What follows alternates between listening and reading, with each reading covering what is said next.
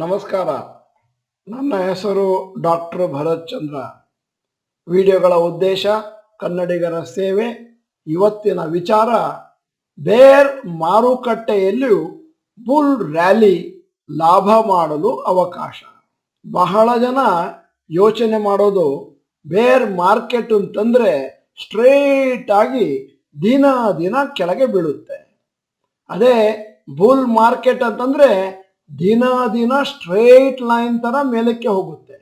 Stock market ಆ ತರ ಕೆಲಸ ಮಾಡೋದಿಲ್ಲ. ಸ್ಟಾಕ್ ಮಾರ್ಕೆಟ್ ಅನ್ನು ಶಾರ್ಟ್ ಟರ್ಮ್ ನಲ್ಲಿ ನೋಡಿದ್ರೆ ಸಮುದ್ರದ ಅಲೆಗಳ ತರ ಇರುತ್ತೆ.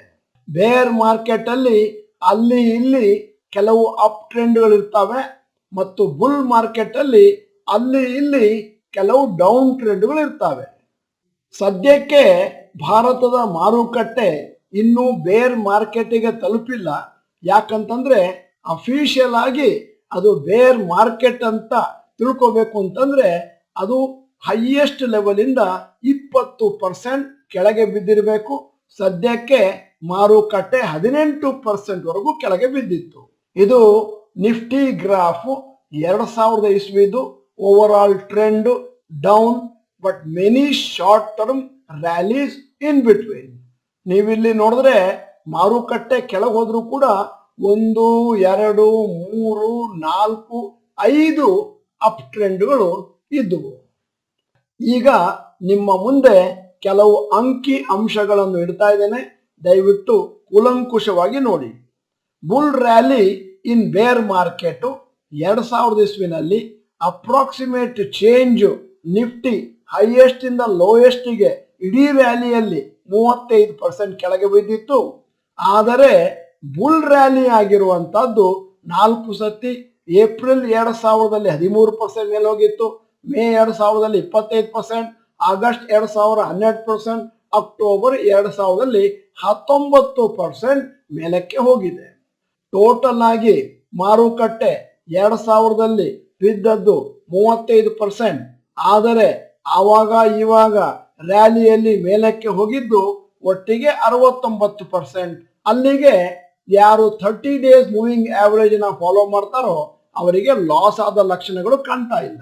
ಈಗ ಬೇರ್ ಮಾರ್ಕೆಟ್ 2001ರ ಸ್ಟೋರಿ ಮಾತಾಡ್ತಾ ಇದ್ದೇನೆ.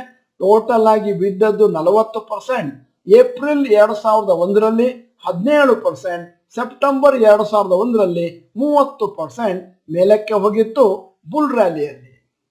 ಈಗ ಕ್ಯಾಲೆಂಡರ್ ಇಯರ್ 2002 ಟೋಟಲ್ ಆಗಿ ಬಿದ್ದದ್ದು 23%, ಮತ್ತೆ ಜೂನ್ 2002ರಲ್ಲಿ 7%, ಆಗಸ್ಟ್ 2002 6%, ಅಕ್ಟೋಬರ್ 2002 19% ಮೇಲಕ್ಕೆ ಹೋಗಿತ್ತು. ಈಗ ಕ್ಯಾಲೆಂಡರ್ ಇಯರ್ 2008ರ ಬೇರ್ ಮಾರ್ಕೆಟ್ ಸ್ಟೋರಿ. ಟೋಟಲ್ ಆಗಿ ನಿಫ್ಟಿ ಹೈಯೆಸ್ಟ್ ಲೋಯೆಸ್ಟ್ ಕೆಳಗೆ ಬಿದ್ದದ್ದು 60%. ಆದರೆ ಅದರಲ್ಲಿ 3 ಮಧ್ಯದಲ್ಲಿ ರ್ಯಾಲಿಗಳಿದ್ವು. ಜನವರಿ 2008ರಲ್ಲಿ 12%, ಮಾರ್ಚ್ 2008ರಲ್ಲಿ 16%, ಜುಲೈ 2008ರಲ್ಲಿ 21%. ಈಗ ಕ್ಯಾಲೆಂಡರ್ ಇಯರ್ 2022ರ ಬೇರ್ ಮಾರ್ಕೆಟ್ ಬಗ್ಗೆ ಬರ್ತಾ ಇದ್ದೇನೆ. ಸದ್ಯಕ್ಕೆ 12% 2022ರಲ್ಲಿ ಕೆಳಗೆ ಬಿದ್ದಿದೆ. ಆದರೆ 4 ರ್ಯಾಲಿಗಳಿದ್ದು ಜನವರಿ 2022ರಲ್ಲಿ 4%, ಮಾರ್ಚ್ 2022ರಲ್ಲಿ 14%, ಮೇಯಲ್ಲಿ 5%, ಜೂನಲ್ಲಿ 6%. ಈಗ ನಿಮಗೆ ಇನ್ನೊಂದಷ್ಟು ಅಂಕಿ ಅಂಶಗಳನ್ನು ಒದಗಿಸೋಣ ಅಂತ ಹೇಳಿ 2022ರಲ್ಲಿ ಏನು ಅಪ್ ಟ್ರೆಂಡ್ಗಳು, ಏನು ರ್ಯಾಲಿಗಳಾಗಿತ್ತು 4 ಸತಿ, ಅದರಲ್ಲಿ ಒಂದು 5 ಕಂಪನಿಗಳಿಗೆ ಯಾವ ತರ ಲಾಭ ಬಂದಿದೆ ಅಂತ ನಿಮ್ಮ ಮುಂದೆ ಪಟ್ಟಿ ಇಡ್ತಾ ಇದ್ದೇನೆ. ಟೈಟನ್ ಕಂಪನಿಗೆ ರ್ಯಾಲಿ 1, 2, 3, 4 ಅಲ್ಲಿ ತಲಾ 12, 14, 10 ಮತ್ತು 10% ಬಂತು. ಏಷ್ಯನ್ ಪೇಂಟ್ ನಲ್ಲಿ ರ್ಯಾಲಿ 1, 2, 3, 4 ಅಲ್ಲಿ 16, 9, 12 ಮತ್ತು ರ್ಯಾಲಿ 4 ಅಲ್ಲಿ ಇನ್ನೂ ಲಾಭ ಬಂದಿಲ್ಲ. HDFC ಬ್ಯಾಂಕಿಗೆ 13, 16, 9, 10% ರ್ಯಾಲಿ ಬಂದಿದೆ. 1, 2, 3, 4 ರ್ಯಾಲಿಯಲ್ಲಿ 2022ರಲ್ಲಿ. L&T 13, 9, 14, TCS 12, 9, 6% ರ್ಯಾಲಿ ಬಂದಿದೆ ರ್ಯಾಲಿ 1, 2 and 3 ಅಲ್ಲಿ. ಈಗ ಈ ವಿಡಿಯೋ ನೋಡಿದ್ರೆ ನಿಮಗೊಂದು ಐಡಿಯಾ ಸಿಗುತ್ತೆ. ಮಾರುಕಟ್ಟೆ ಕೆಳಗೆ ಬಿದ್ದಿರಬಹುದು, ಆದರೆ ಬೇಕಾದಷ್ಟು ಹಣವನ್ನು ಮಧ್ಯದಲ್ಲಿ ರ್ಯಾಲಿಗಳಲ್ಲಿ ಮಾಡಲಿಕ್ಕೆ ಮಾರುಕಟ್ಟೆ ನಿಮಗೆ ಅವಕಾಶವನ್ನು ಕೊಟ್ಟಿತ್ತು, ಅಂದ್ರೆ ಟೆಕ್ನಿಕಲ್ ಅನಾಲಿಸಿಸ್ ಗೊತ್ತಿದ್ರೆ. ಈಗ ಇವತ್ತಿನ ಈ ವಿಡಿಯೋದ ಬಗೆಗೆ ಒಂದು 6 ಅಬ್ಸರ್ವೇಷನ್ಸ್ ಮಾಡ್ತಾ ಇದ್ದೇನೆ. ಮೊದಲನೇದು, ನೀವು ಸ್ವಲ್ಪ ಅಲರ್ಟ್ ಆಗಿದ್ರೆ ಬೇರ್ ಮಾರ್ಕೆಟ್ ನಲ್ಲಿ ಶಾರ್ಟ್ ಟರ್ಮಿಗೆ ದುಡ್ಡು ಮಾಡಲಿಕ್ಕೆ ಬೇಕಾದಷ್ಟು ಅವಕಾಶಗಳಿರ್ತವೆ. ಯಾವಾಗಲೂ ಷೇರು ಮಾರುಕಟ್ಟೆಯ ಪಂಡಿತರು ಹೇಳೋದೇನು ಅಂತಂದ್ರೆ, there is always a bull market somewhere. ದೊಡ್ಡ ಬೇರ್ ಮಾರ್ಕೆಟ್ ತರ ಕಂಡ್ರು ಮಧ್ಯದಲ್ಲಿ ಬುಲ್ ಮಾರ್ಕೆಟ್ ಇದ್ದೇ ಇರುತ್ತೆ. ಹಾಗೆಯೇ ಬುಲ್ ಮಾರ್ಕೆಟ್ ಅಲ್ಲಿ ಕೂಡ ಅಲ್ಲಿ ಇಲ್ಲಿ ಬೇರ್ ಫೇಸ್ ಇರುತ್ತೆ. 10-20% ನಿಮ್ಮ ಕೈ ಬಿಟ್ಟು ಹೋಗ್ಬೋದು. ಆದ್ದರಿಂದ ಈ ತರದ ಫ್ಲಕ್ಚುಯೇಷನ್ಗೆ ರೆಡಿ ಇದ್ರೆ ಮಾತ್ರ ಷೇರು ಮಾರುಕಟ್ಟೆಯಲ್ಲಿ ಹಣವನ್ನು ಹಾಕಬಹುದು. ಮೂರನೇ ಅಬ್ಸರ್ವೇಷನ್, ನೀವು ಯಾವುದೇ ಒಂದು ವರ್ಷದ ಲೆಕ್ಕವನ್ನು ತಗೊಂಡ್ರು ಕೂಡ ಅಲ್ಲಿ 10-15% ಫ್ಲಕ್ಚುಯೇಷನ್ ಇರುತ್ತೆ. ಯಾವುದ್ರಲ್ಲಿ ಅಂತಂದ್ರೆ ಇಂಡೆಕ್ಸ್ ನಲ್ಲಿ ಲೋಯೆಸ್ಟ್ ಇಂದ ಹೈಯೆಸ್ಟ್ಗೆ. ಹಾಗೇನೆ ಕೆಲವು ವಿಶೇಷವಾದ ವರ್ಷಗಳಲ್ಲಿ ಆ ಹೈಯೆಸ್ಟ್ಗೂ ಲೋಯೆಸ್ಟ್ಗೂ 40-50% ಡಿಫ್ರೆನ್ಸ್ ಇರಬಹುದು.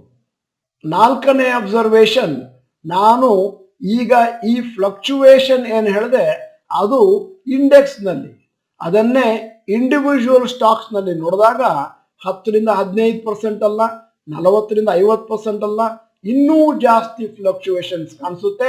ಯಾಕಂತಂದ್ರೆ ಇಂಡಿವಿಜುವಲ್ ಸ್ಟಾಕ್ಸು ಜಾಸ್ತಿ ಮೇಲೆ ಕೆಳಗೆ ಹೋಗ್ತಾ ಇರುತ್ತೆ. ಈಗ 5ನೆಯ ಅಬ್ಸರ್ವೇಷನ್, ನೀವು ಟೆಕ್ನಿಕಲ್ ಅನಾಲಿಸಿಸ್ ಅನ್ನು ಚೆನ್ನಾಗಿ ಕಲ್ತಿದ್ರೆ 30 days ಮೂವಿಂಗ್ ಆವರೇಜ್ ಅನ್ನ ನೀವು ಕರಗತ ಮಾಡ್ಕೊಂಡಿದ್ರೆ ಪ್ರತಿ ವರ್ಷ ಮಾರುಕಟ್ಟೆ ಕೆಳಗಿರ್ಲಿ ಮೇಲಿರ್ಲಿ ಒಂದು 25-30% ಪ್ರಾಫಿಟ್ ಅನ್ನು ಮಾಡಬಹುದು ಬೇರ್ ಮಾರ್ಕೆಟ್ನಲ್ಲಿ ಕೂಡ. ಈಗ 6ನೆಯ ಮತ್ತು ಕೊನೆಯ ಅಬ್ಸರ್ವೇಷನ್, ಷೇರು ಮಾರುಕಟ್ಟೆಯಲ್ಲಿ ಮೇಲೆ ಕೆಳಗೆ ಹೈಯೆಸ್ಟ್ ಫ್ಲಕ್ಚುಯೇಷನ್ ಇರೋದ್ರಿಂದ ಷೇರು ಪ್ರೈಸ್ಗಳಲ್ಲಿ SIP ಮಾಡುವವರಿಗೆ ರೆಗ್ಯುಲರ್ ಆಗಿ ತಿಂಗಳು ಅವರಿಗೆ ಕೊನೆಯಲ್ಲಿ ಹೈಯೆಸ್ಟ್ ಪ್ರಾಫಿಟ್ ಆಗುತ್ತೆ. ಯಾಕಂತಂದ್ರೆ ಒಂದು ಒಳ್ಳೆಯ ಆವರೇಜ್ ನಲ್ಲಿ ನಿಮ್ಮ ಹತ್ರ ಷೇರುಗಳು ಜಮಾ ಆಗ್ತಾ ಹೋಗ್ತವೆ. ಈ ವಿಡಿಯೋದ ಕೊನೆಯಲ್ಲಿ ನಿಮ್ಮ ಅಭಿಪ್ರಾಯಕ್ಕಾಗಿ ಒಂದು ಪ್ರಶ್ನೆ ಕೇಳ್ತಾ ಇದ್ದೇನೆ, ದಯವಿಟ್ಟು ಎಲ್ಲರೂ ಕೂಡ ಟೈಪ್ ಮಾಡಿ. ನಿಫ್ಟಿ 15,200ರಿಂದ ಸದ್ಯಕ್ಕೆ 16,200ಕ್ಕೆ ರ್ಯಾಲಿ ಆಗಿದೆ. ಅಫಿಷಿಯಲ್ ಆಗಿ ಬೇರ್ ಫೇಸ್ ಅಂತ ಘೋಷಣೆ ಮಾಡಬೇಕಾದ್ರೆ ನಿಫ್ಟಿ ಅಂದಾಜು 14,900 ಲೆವೆಲಿಗೆ ಬರಬೇಕು. ಇನ್ನು ಮುಂದಿನ ದಿನಗಳಲ್ಲಿ ತಿಂಗಳುಗಳಲ್ಲಿ ಆ ಲೆವೆಲಿಗೆ ಬರುತ್ತಾ ಅಂತ ನಿಮ್ಮ ಹತ್ರ ಪ್ರಶ್ನೆ ಕೇಳ್ತಾ ಇದ್ದೇನೆ. ಹೌದು ಅಂತಂದ್ರೆ ಎಸ್ ಅಂತ ಟೈಪ್ ಮಾಡಿ, ಇಲ್ಲ 14,900ಕ್ಕೆ ಬರೋ ಚಾನ್ಸೇ ಇಲ್ಲ ಅಂತಂದ್ರೆ ನೋ ಅಂತ ಟೈಪ್ ಮಾಡಿ. ನೀವು ಡಾಕ್ಟರ್ ಭರತ್ ಚಂದ್ರ ಚಾನಲ್ ಮೆಂಬರ್ ಅಲ್ಲ ಅಂತಂದ್ರೆ ಇದೀಗ ಸಮಯ, ಸಬ್ಸ್ಕ್ರಿಪ್ಷನ್ ಬಟನ್, ಬೆಲ್ ಐಕಾನ್ ಒತ್ತಿ, ವಿಡಿಯೋ ಚೆನ್ನಾಗಿದ್ರೆ ಲೈಕ್ ಬಟನ್ ಒತ್ತಿ, ಕನ್ನಡಿಗರ ಸೇವೆ ಅಂತ ವಿಡಿಯೋನ ಎಲ್ಲರಿಗೂ ಕಳಿಸ್ಕೊಡಿ. ವಿಡಿಯೋನ ಸಂಪೂರ್ಣವಾಗಿ ನೋಡಿದ್ದಕ್ಕೆ ಧನ್ಯವಾದಗಳು. ನಮಸ್ಕಾರ.